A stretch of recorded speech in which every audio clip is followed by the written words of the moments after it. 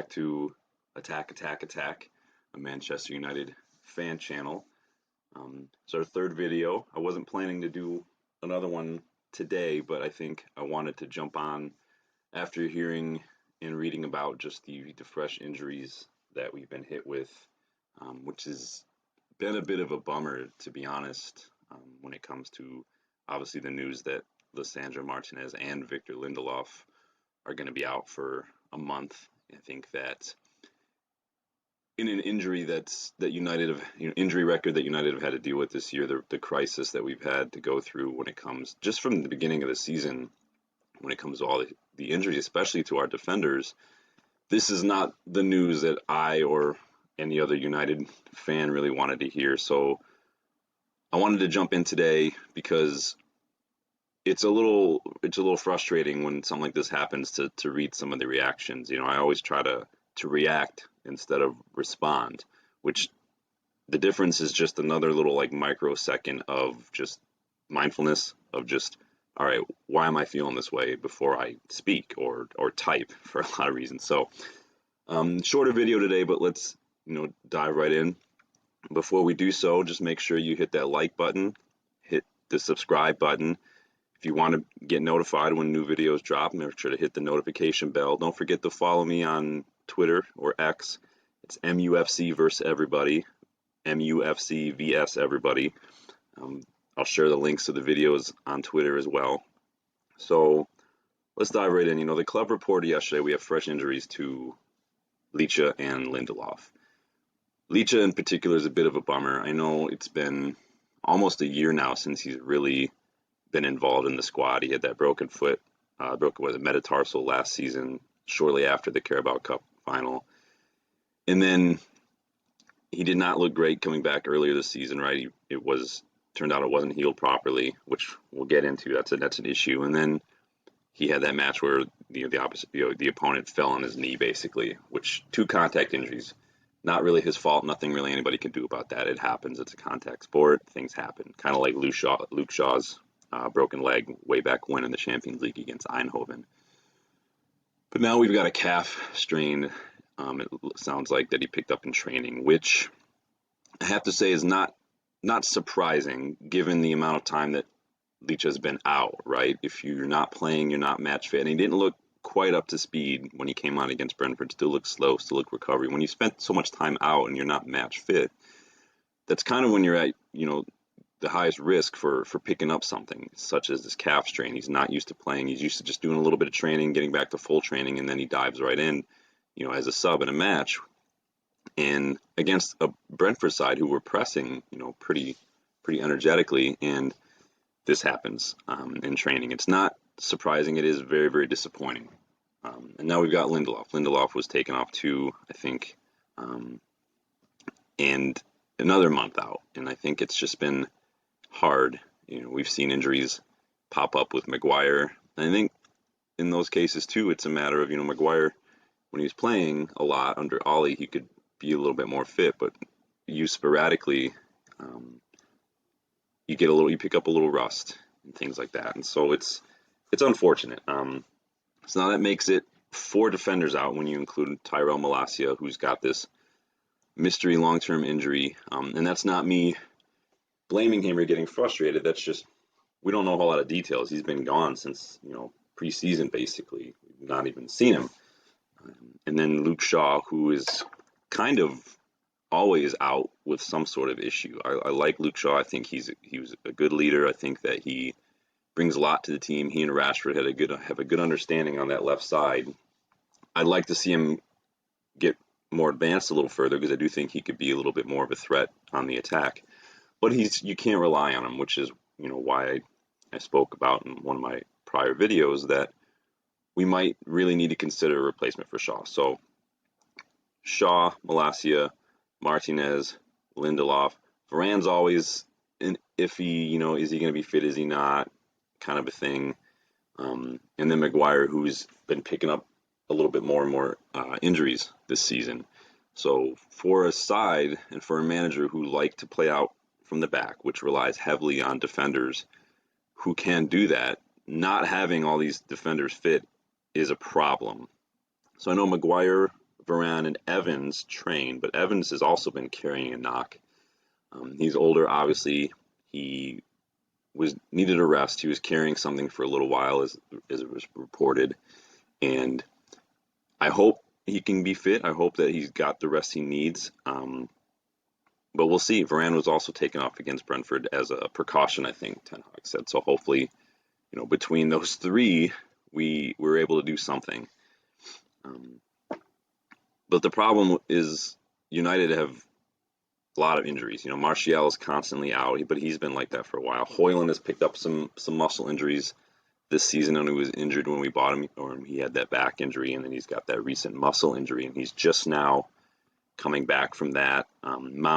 Mason Mount is fresh back from an injury. He looked good, he got that goal against Brentford, but he's been out for a long time. We can't expect that he's going to be able to just pick up where he left off, basically. And then Casemiro is fresh back from an injury as well. So two first-team midfielders, basically, who you would argue might be our starting midfield, are back from injury just recently. And so it's not going to be a simple 0 to 100 over the course of a week, especially, over the course of a couple days. We have Chelsea tomorrow.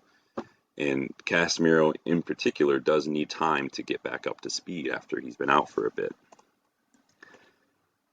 But unsurprisingly, this fresh injury news with Licha and Lindelof has kind of whipped the fan base into a frenzy, with the Ten Hag out crowd being the loudest and pointing the finger at Ten Hag, and blaming his training methods, pushing the players too hard and not rotating enough, whatever you want to, they use the excuse as the reason for all these injuries. But again, people forget that United have had injury crises for years.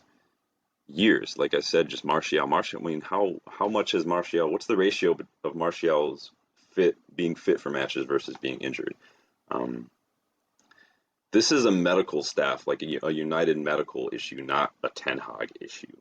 Shaw, Martial, Eric Bailly. Remember Eric Bailly? He was always injured. Even under Jose, he was always injured. Phil Jones.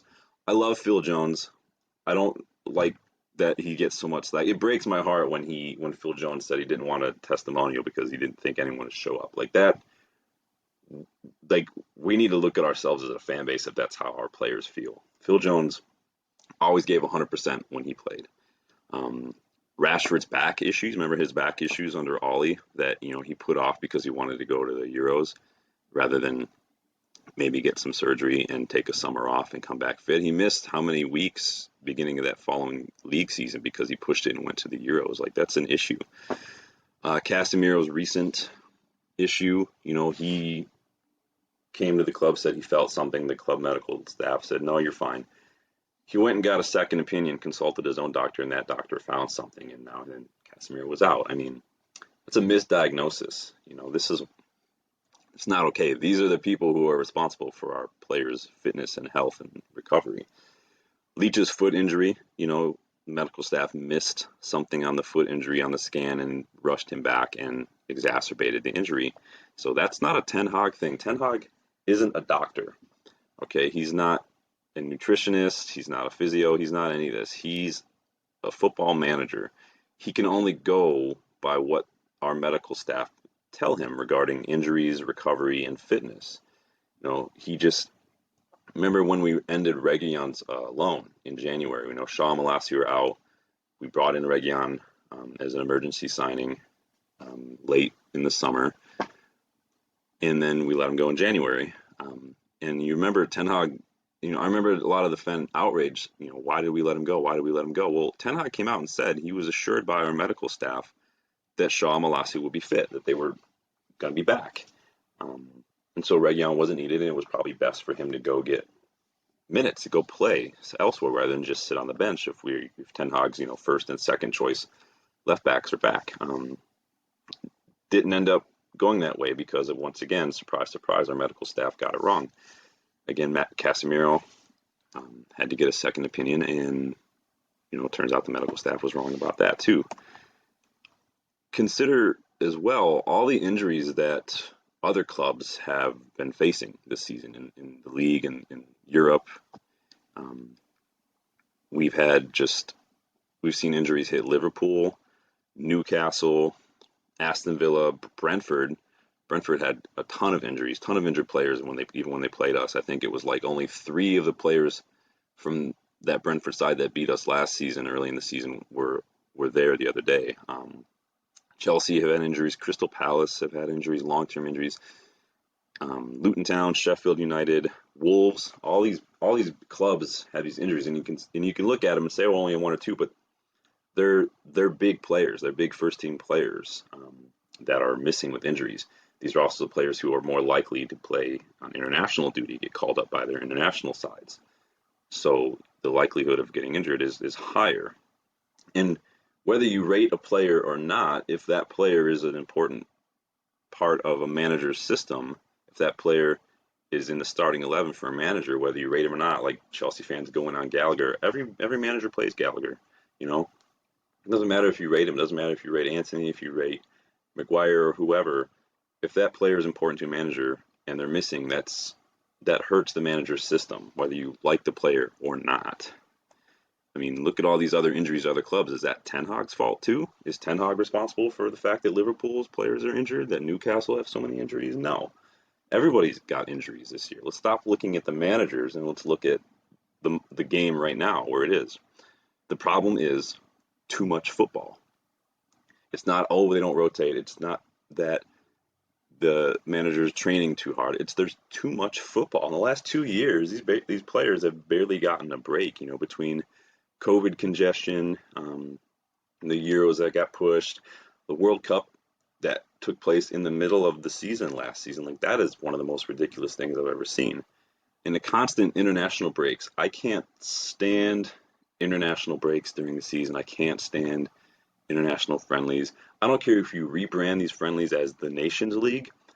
A friendly by any other name is still a friendly, and all it is to me mid-season is an unnecessary risk for picking up injuries to these players. It is the most frustrating thing in the world.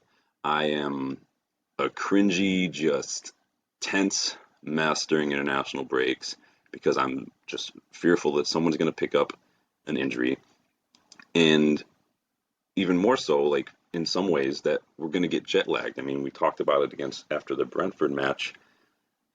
Players like Garnacho, who got called to Argentina, had to fly all the way on the west coast of the U.S. and then fly all the way back to England. Like, that takes a toll on players. And the fact that that has to happen is just, in mid-season, it's a bit ridiculous. It can make or break a club's season sometimes, in terms of where they finish, what their performances are, their fitness. I mean, that's a big deal. And I would hope, I mean, it's a bit naive and it's a bit wishful thinking. It's a pipe dream, but like UEFA, FIFA, and domestic leagues and their organizations really need to sit down and come up with a better solution to this schedule.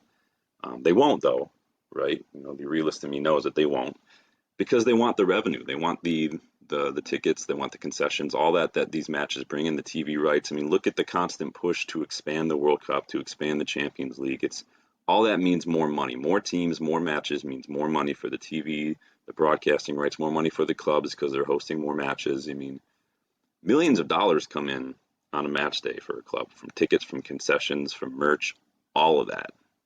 That's a big deal.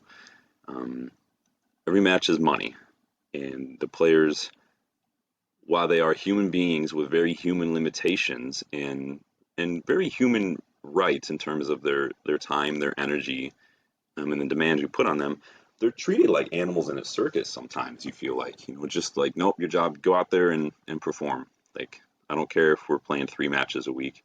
I don't care if you just got back from national duty. Just, you're doing it because the TV company paid for it, because we want this organization to have more money.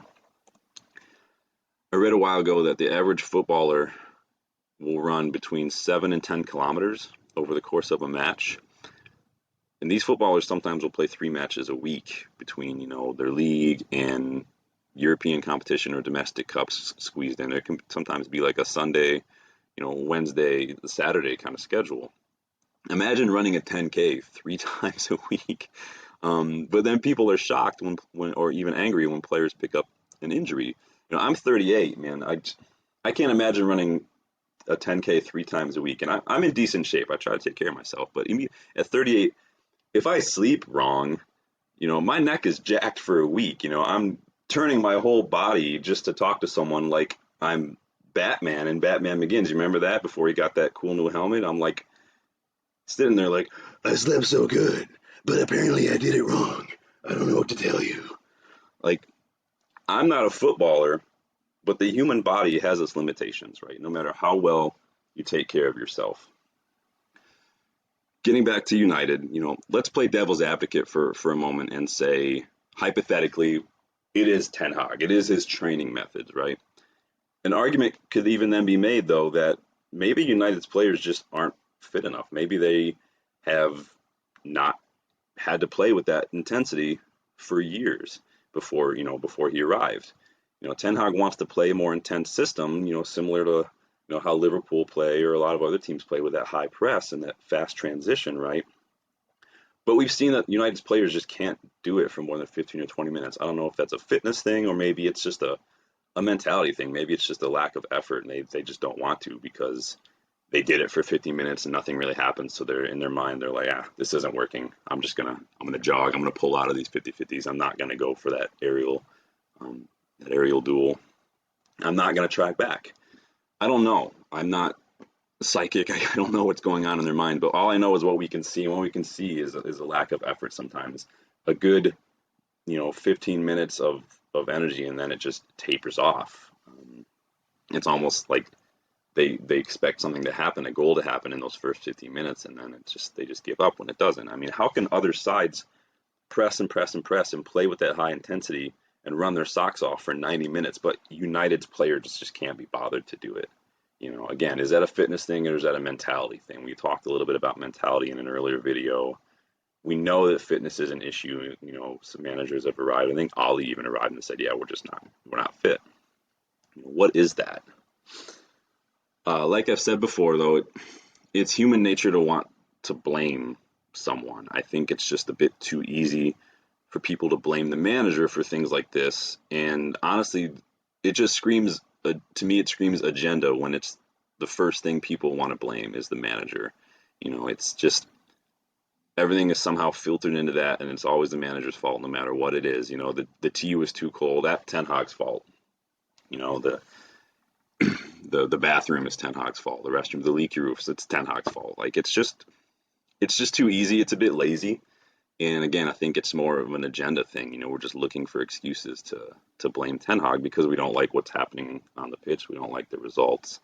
And I get that. It's frustrating, but not everything is down to Ten Hag. Look at our medical staff more than anything. If you suffered a broken leg and went to the doctor and then it was still hurting, and then the doctor was like, no, you're fine. No, you're fine. No, you're fine. You went to see another doctor and it turns out, no, there's still a little fracture that they missed on the scan.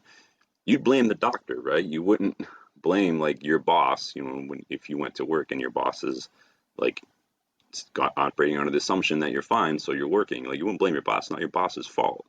Your doctor told you were fine. He was wrong. She was wrong, and it is what it is. Either way, I just hope that Sir Jim, Dave Brailsford, the whole Ineos team, that while they're doing their assessment of the club, the players and manager, the structure, all of it, and the stadium, I hope that they're also putting the magnifying glass on the medical staff. Because one of my top priorities for this rebuild would be to overhaul the medical department from top to bottom. You talk about best in class, we need to just get to like good in class and then maybe better in class before we can even think about best in class, because right now our medical staff is just subpar, to be kind. All Ten Hag can do now is work with the players that he's got fit. He said recently, they have an idea of what's going on with these muscle injuries when he was asked about it in this Chelsea pre-match presser, and they're going to handle it. We don't know what that looks like. We don't know what that means. Obviously, it's private medical information, so we're not going to know what that means unless the players or the manager decide to release that. It's not our business. All we can hope is that they figured out. All we can do is just pray for no more injuries, speedy recoveries at this busy end of the season, and hope for a result against Chelsea, hope for a strong push to the end of the season. We have a couple of tough matches coming up this week. Chelsea look good right now. Liverpool obviously are not going to be happy with being knocked out of the FA Cup, and they want to send their manager out in style. So we'll see what happens. I'm not holding my breath though, especially with these injuries. And again, I know people will say you can't use injuries as an excuse, but you can.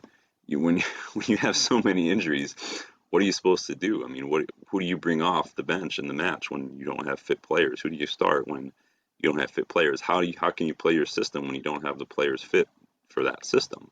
It's not an excuse. It's reality. You just can't do it. So shorter video today. But like I said, I just wanted to address the injuries and the blame that Ten Hag's been catching for the injury crisis in general.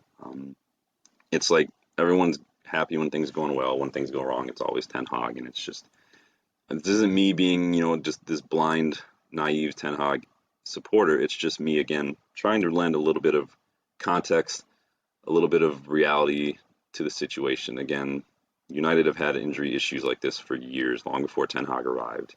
So it can't just be Ten Hag. Context is key, like I've said in my last video, and the injuries have been here a long time. That's the context. It's going to do it for me today. Don't forget to hit the like button, subscribe to the channel, hit that notification bell if you want to, get notified when new vids drop. Go on Twitter, MUFC versus everybody, MUFC vs everybody on Twitter. I'll share the link to the video, and feel free to follow, feel free to join in the conversation, and I will talk to you guys next time. Thanks.